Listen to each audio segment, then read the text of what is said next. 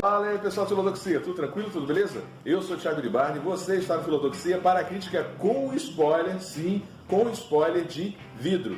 Então, se você ainda não viu a crítica com nota e tudo mais, é um outro vídeo, sai daqui, vai ver o filme e depois volta pra cá, beleza? Aqui é com spoiler de vidro. O outro vídeo tá aqui na playlist, tá aqui no canal, tranquilo? Então, bora lá.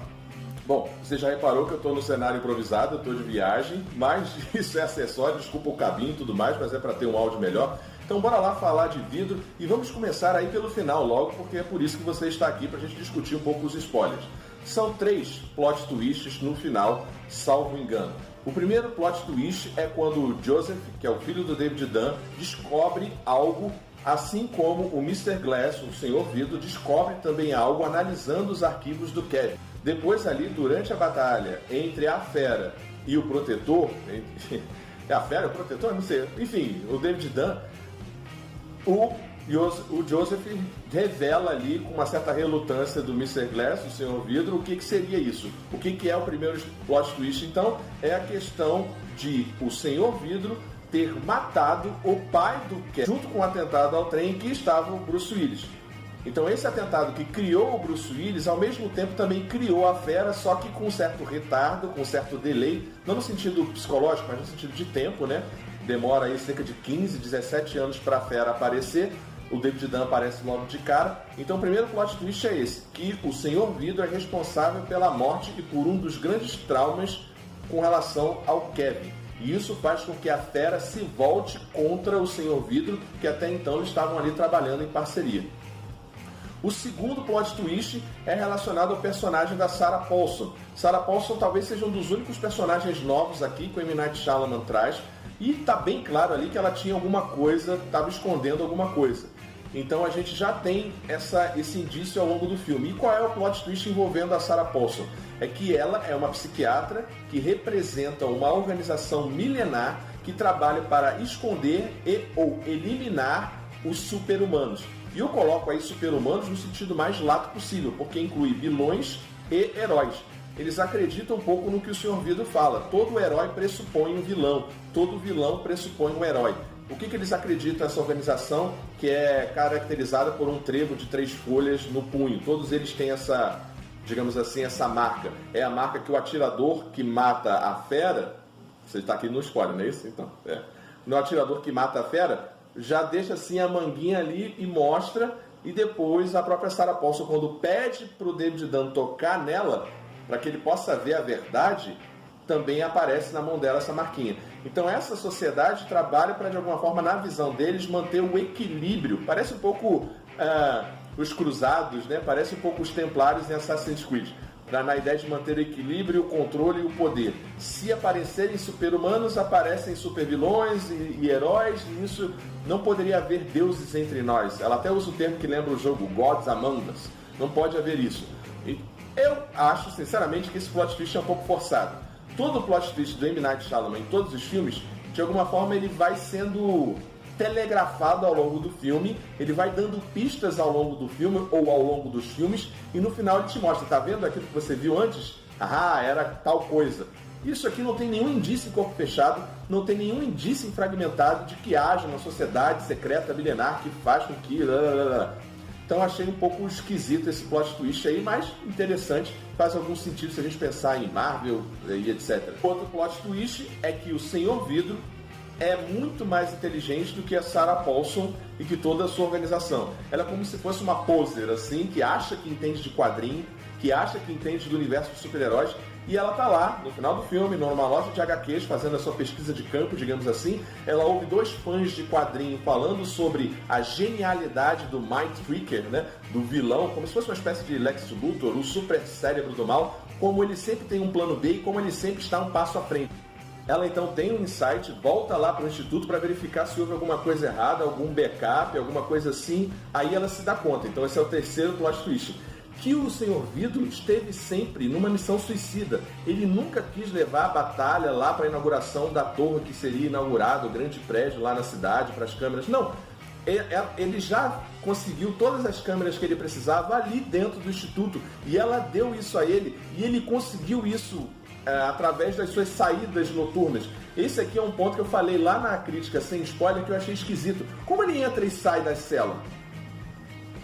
O filme não mostra isso, não fica nem um pouco evidente como ele conseguiu um cartão e tal. Mas ele consegue, a partir das suas saídas, dos seus aparentes devaneios, ele consegue forçar com que o Instituto coloque câmeras em todos os lugares e ele utiliza essas câmeras para filmar toda a ação que se dá lá no pátio. Então ali ele faz todo um cenário, ele arquiteta todo um cenário com um show-off. Então se você perceber, tem lá o David Dunn entortando a barra de ferro, tem a fera correndo daquele jeito super-humano, tem a fera olhando o carro com os policiais. Tem várias demonstrações de poder ali que fazem parte do plano do Senhor Vidro. E aí ele tem uma certa redenção. Ele é um vilão, ele mata muita gente, mas de alguma forma ele salva o filme, porque a mãe dele fala assim: meu filho, o que está acontecendo? Isso aqui não parece uma edição limitada, não parece uma página dupla de quadrinho, isso aqui parece outra coisa. Ele fala: não, mãe, isso aqui não é uma edição limitada, isso aqui não é uma página dupla, isso aqui é uma história de origem. E aí ele joga esse terceiro plot twist na nossa cara. Origem de quem? Do David Dunn? Não é. Da besta? Não é. Do Senhor Vidro? Não é. É do quê? É desse novo universo de super-heróis? É uma origem da verdade? É uma origem de um novo nascimento, de um novo tempo? Esse plot twist eu achei bastante interessante, ao contrário do segundo, que é aquela questão lá da sociedade secreta e tudo mais, que para mim pareceu um pouco forçado. E aqui eu aproveito para falar sobre algumas coisas que me pareceram estranhas no filme. Primeiro, que é menor, é a questão da maquiagem da mãe do Senhor Vidro. Que maquiagem esquisita, ela é forçada, ela parece aquelas maquiagens do Domingão do Faustão, quando o artista quer fazer outro, ou então maquiagem de comissão de frente de escola de samba. Que coisa esquisita, toda vez que eu olhava para ela, eu me estranhava um pouco. Outra coisa que me estranhou, me causou algum incômodo, é a relação da Cassie com o Kevin, com a besta, com a horda.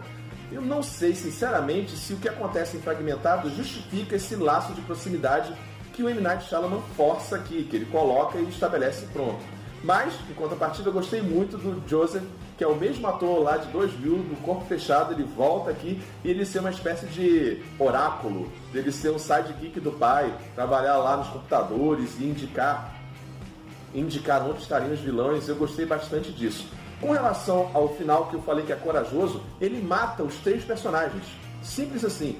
Não tem para onde mais ir os personagens. Eles esgotaram o seu arco. O que me incomodou um pouco é que o Senhor Vidro tem um momento de redenção com a sua mãe, tem um texto bonito, uma morte bonita, tem uma cena ali interessante. O Kevin / a Fera também tem um momento similar. Também tem um momento similar ali com a Cassie. Tem uma certa redenção. Ele fala que vai deixar o Kevin na luz, que ele está com medo, mas ao mesmo tempo aliviado. É bonito. Mas, cara, o M. Night Shyamalan, ele não permite que isso seja dado ao Bruce Willis. Ele não permite que isso seja dado ao David Dunn, que é o primeiro personagem que começou tudo. Ele morre afogado e pronto. Ele não tem um momento com o filho, ele não tem um insight, ele não tem nada. Aliás, é o personagem mais jogado fora dentro da trama. Não sei se o Bruce Willis estava com algum problema de agenda, não importa. O que importa é que o roteiro meio que negligenciou o personagem que starta quase que tudo isso. E é uma pena. E, para fechar a ideia, eu falei lá no vídeo sem spoiler, o que se trata o filme, né, para mim, que eu falei que é a questão do trauma, de como seguir adiante, aí puxando um pouco para a minha área, que é de filosofia, lembra um pouco Sartre, lembra um pouco Schopenhauer, lembra um pouco Nietzsche. Pegando Schopenhauer, a vida é vontade, e uma vontade incessante. E a vida é uma miséria, é uma angústia. Porque a todo momento a gente está com uma vontade de beber água. Assim que você termina de beber água, você tem uma nova vontade. Assim que você passa uma faculdade, tem uma nova vontade. Assim que você come um sanduíche, tem uma nova vontade. Isso causa dor, isso causa angústia. Então trata um pouco sobre essa vontade de Schopenhauer, de se aceitar, né? A sucessão. Quero beber água e quando eu bebo eu já tenho uma outra vontade. Eu como, assim que eu como eu já tenho outra vontade. Eu consigo um emprego, assim que eu consigo eu já quero outro. Etc, etc, etc. E lembra um pouco Sartre e um pouco Nietzsche, na questão, mais Sartre na verdade, de você ser senhor do seu destino. O que é esse último filme, Vidro? São os 3 personagens entrando em paz com o seu dom, com os seus poderes, com as suas condições. Todos os 3, nos seus últimos momentos, aceitam o que são, vivem o que são mesmo que seja por poucos minutos. E isso, na visão do M. Night Shyamalan, pode ser o start para que outras pessoas também aceitem sua condição e vivam do jeito que são. E aí eu volto à questão da metáfora que eu falei no vídeo sem spoiler, que o M. Night Shyamalan fala de trauma, ele fala de singularidades. E lá no vídeo eu falei só na questão psiquiátrica, mas não é só isso. Mas é sobretudo isso, as questões mentais. Então você tem uma condição de ser, sei lá, cadeirante, de ser paraplégico, de ser tetraplégico, de ter bipolaridade, esquizofrenia, déficit de atenção, TDAH e tudo mais. Eventualmente o mundo quer que você se encaixe, quer que você se enquadre. E aí eu puxo um pouco da filosofia de Foucault, vigiar e punir, a noção de poder. Quando eu faço com que a pessoa com TDAH, com esquizofrenia, bipolaridade ou transtorno de personalidade se enquadre, tome os remédios, eu estou exercendo poder sobre essa pessoa e fazendo com que ela de alguma forma veja a sua condição como algo não desejável. Eu acho que o M. Night Shyamalan brinca um pouco com isso e faz uma subversão com relação a isso. A ideia de aceite a sua condição e, usando um termo nietzschiano, transvalore a sua condição. Cara, se fosse assim, o Stephen Hawking ia ficar entrevado na cadeira de roda com uma doença degenerativa e não seria o Stephen Hawking. Se fosse assim, o Muhammad Ali iria se sucumbir à sua questão, à sua doença também degenerativa e não ia mais ter aparições públicas, etc. Use a sua condição ao seu favor. Parece que o M. Night Shyamalan está falando isso. Não tenha vergonha de ser quem você é. E isso para mim é um grande mérito do filme. Eu acho que com isso eu termino aqui os spoilers. Tem alguma coisa que eu esqueci no filme? Tem alguma coisa que você tenha visto, que eu não tenha visto? Ah, bacana também o personagem do M. Night Shyamalan, que é o mesmo personagem lá do Corpo Fechado. Ele até fala, né, que eu fazia um bico nos estádios. Eu lembro de você, quando ele está lá na loja de materiais de segurança, de utensílios de segurança, lá do David Dunn. Eu achei bacaninha esse easter egg.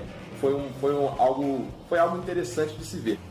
Mas é sobretudo um filme sobre trauma, superação e aceitação da sua condição. E sobretudo a aceitação dos familiares da sua condição.